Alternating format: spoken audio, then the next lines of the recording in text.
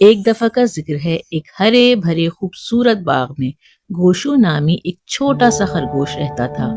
گوشو ایک متجسس اور بہادر خرگوش تھا۔ وہ ہمیشہ نئی نئی چیزوں کو جاننے کی کھوج میں لگا رہتا تھا۔ اسی کوشش میں اکثر وہ اپنے گھر سے دور کسی نہ کسی مہم پر نکل جاتا تھا۔ ایک دن گھاس کے میدان سے گزرتے ہوئے گوشو نے ایک چھپے ہوئے رستے پر ٹھوکر کھائی جسے اس نے پہلے کبھی نہیں دیکھا تھا۔ رستہ بہت پیچیدہ اور تنگ تھا اور ایسا لگتا تھا کہ وہ رستہ کسی پراسرار جنگل کی طرف لے جا رہا ہے، جہاں گھنے اور اونچے درختوں کے سائے اندھیرا کر رہے ہیں، لیکن وہ درخت انتہائی خوبصورت تھے۔ گوشو کا تجسس بڑھتا گیا اور اس نے یہ دیکھنے کے لیے اس رستے پر چلنے کا فیصلہ کیا کہ یہ رستہ اسے کہاں لے جائے گا۔ جیسے جیسے وہ جنگل کی گہرائی میں چھلانگ لگاتا گیا، درخت اور لمبے ہوتے گئے، ان پر لگے پھول عجیب نظر آنے لگے۔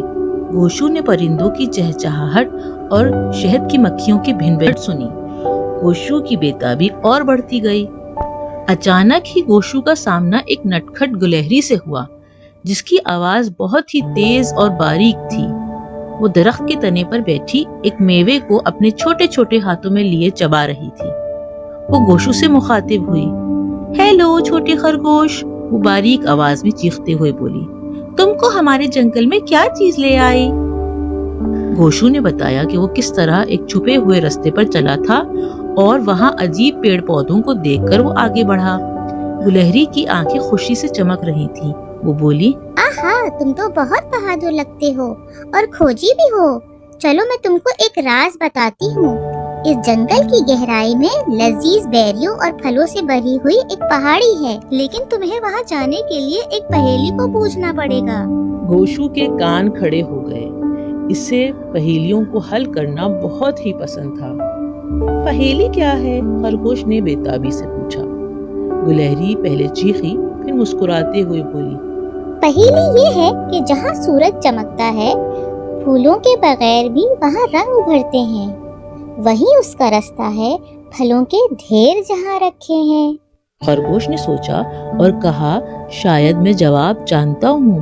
گلہری نے کہا، تو بتاؤ پھر۔ خرگوش نے کہا، اس کا جواب قوس قزح ہے۔ سورج کی روشنی سے قوس قزح کے رنگ ابھرتے ہیں، لیکن قوس قزح پر پھول نہیں اگتے، اور یہ جواب ہی وہ رستہ ہے جہاں سے مجھے پھلوں کے ڈھیر کا پتہ چلے گا، ہے نا؟ گلہری چیختی ہوئی خوشی سے بولی، یہ درست ہے، تم ایک باصلاحیت خرگوش ہو۔ وہاں دیکھو، ادھر درختوں کے سائے کے بیچ زمین پر دھوپ کا ایک سیدھا رستہ بن رہا ہے، اس کی پیروی کرتے جاؤ۔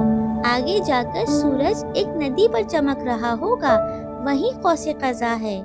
اس کے عین نیچے ایک چھوٹی سی پہاڑی ہے، اس کے دامن میں عمدہ رسیلی بیریوں اور پھلوں کا ڈھیر ہے۔ ان جیسا ذائقہ تم نے کبھی نہیں چکھا ہوگا۔ خرگوش نے گلہری کی بات کے مطابق اپنا سفر شروع کر دیا۔ وہ پہنچا ایک شفاف ندی کے کنارے پر، جہاں آسمان پر خوبصورت قوس قزح کے رنگ بکھرے ہوئے تھے، جو ندی کے آس پاس کے میدان کے اوپر پھیلا ہوا تھا۔ وہاں ایک چھوٹی سی پہاڑی کے دامن میں اسے چمکتی ہوئی بیریوں کا ڈھیر نظر آیا۔ اس نے جب ان بیریوں کو چبایا تو اسے لگا کہ یہ اس کا اب تک کا سب سے بہترین دن ہے۔ گلہری بھی اس کے پیچھے ہی آ گئی۔ دونوں نے مل کر بیریوں کا لطف اٹھایا۔ گوشو اور گلہری دونوں دوست بن گئے تھے اور ایک ساتھ اور نئی نئی چیزوں کی کھوج پر نکلتے تھے۔